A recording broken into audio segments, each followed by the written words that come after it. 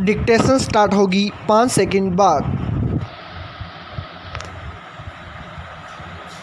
Yes महोदय, सरकार की ओर से इन भाषा संस्थानों को विशेष संरक्षण तथा सुविधाएं प्राप्त है। यह द्विभाषी केवल पर्यटन से जुड़े हुए हों ऐसा नहीं है। दूसरी भाषा सीखकर ये अनुवाद कार्य करते हैं। प्रकाशन संस्थानों में, जनसंचार माध्यमों में तथा विज्ञान निकायों में प्रतिष्ठित अनुवादक के रूप में जाने जाते हैं। ये सृजनात्मक ललित साहित्य का अनुवाद करते हैं। विदेशी समाचारों का अपनी भाषा में तथा बल्गारिया के समाचारों का विदेशी भाषाओं में अनुवाद करते हैं। ये अनुवादक अपनी अपनी भाषा के विशेषज्ञ माने जाते हैं।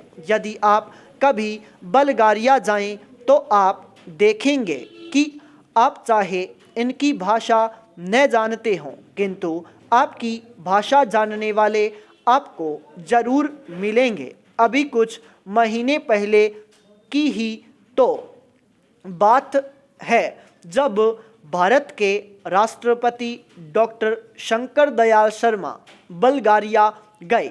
वहाँ बल्गारिया वासियों ने हिंदी में उनका स्वागत किया और भारत संबंधी प्रश्न भी उन्होंने राष्ट्रपति जी से हिंदी में ही किए।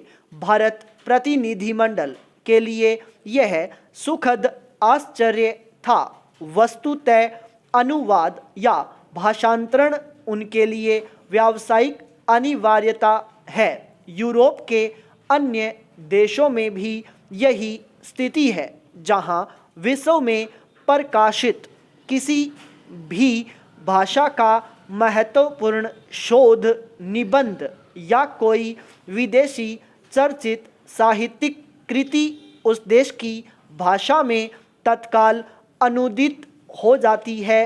पाई पेराचेंज। इतिहास साक्षी है कि ईसाई धर्म के प्रचार में अनुवाद की भूमिका कितनी महत्वपूर्ण रही है। ईसाई धर्म के विश्वव्यापी प्रचार के लिए बाइबिल के अनुवाद की व्यापक योजना बनाई गई। अनुवाद ने ही बाइबिल को भारत के गांव-गांव यहाँ तक कि आदिवासी क्षेत्रों तक पहुँचा दिया। बाइबिल के बाद सबसे अधिक भाषाओं में और एक ही भाषा में कई बार भगवत गीता का अनुवाद हुआ। भारतीय दर्शन और प्रतिभा को समझने की लालसा ने विदेशियों को प्रेरित किया कि वे गीता का अनुवाद अपनी भाषा में करें।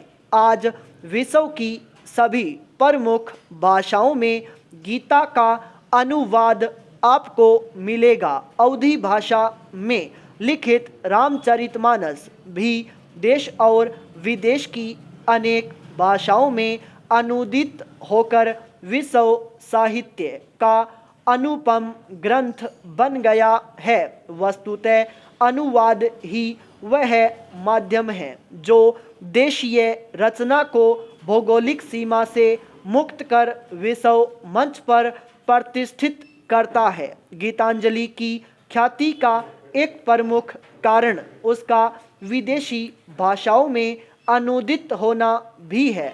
अनुवाद दो भाषाओं के मध्य सेतु का काम करता है और दो संस्कृतियों को निकट लाता है। अनुवाद की नींव है दो भाषाओं का ज्ञान और उन भाषाओं पर व्याकरण और शैली की दृष्टि से ऐसा पूर्ण अधिकार कि अनुवादक एक भाषा, भाव व विचार राशि को दूसरी भाषा में पूर्णतः इस प्रकार रूपांतरित करे कि पाठक मूल रचना की संवेदना से भी परिचित हो सके तथा अनुवाद पढ़कर उसे मूल का सा आनंद भी मिल सके। यही लक्ष्य अनुवादक के लिए समस्या उत्पन्न करता है और इसी में उसके कौशल की पहचान भी होती है। स्रोत भाषा का ज्ञान